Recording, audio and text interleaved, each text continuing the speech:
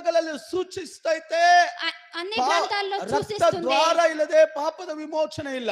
రక్తదారం లేకున్నదే పాప వివేచం ರಕ್ತ ಸುರಿಸಲ್ಪಡಬೇಕು, ಆ ರಕ್ತದಿಂದ ಪಾಪ ಪರಿಹಾರ ಆಗಬೇಕು. రక్తం సువించాలి, ఆ రక్తం ఉన్న పాపం తొడవాలి. ಇಬ್ರಾಯರು 9:22 ಅನ್ಕೊಂತೀನಿ ಅಥವಾ 10:22 ನೋಡ್ಕೊಡ್ರಿ, ಅಲ್ಲಿ ವಾಕ್ಯ ಹೇಳ್ತದೆ ಸ್ವಲ್ಪ ಕಡಿಮೆ ಎಲ್ಲಾ ವಸ್ತುಗಳು ರಕ್ತದಿಂದಲೇ ಶುದ್ಧೀಕರಿಸಲ್ಪಡುತ್ತವೆ.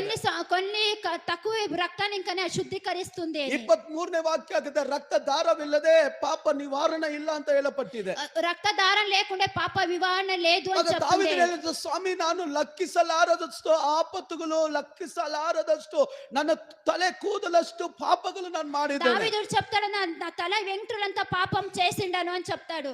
ಅದನ್ನ ಲಕ್ಕಿಸಕ್ಕಾಗುವುದಿಲ್ಲ. దాన్ని లెక్కించడానికి అయ్యలేదు అని ಈಗ చెప్తాడు. ಒಬ್ಬ ಮನುಷ್ಯನ ಆಶೀರ್ವಾದಕ್ಕೆ ತಡೆಯಾಗಿರೋದು ದೊಡ್ಡದಾಗಿ ಪಾಪವೇ. ఒక మనిషికి ఆశీర్వాదం కాకుండా అది పెద్ద పాపం అయింది. ನಾವು ಅನ್ಕೊಂಡಿರೋ ಪಾಪ ಏನ್ ಗೊತ್ತಾ? ಕೊಲೆ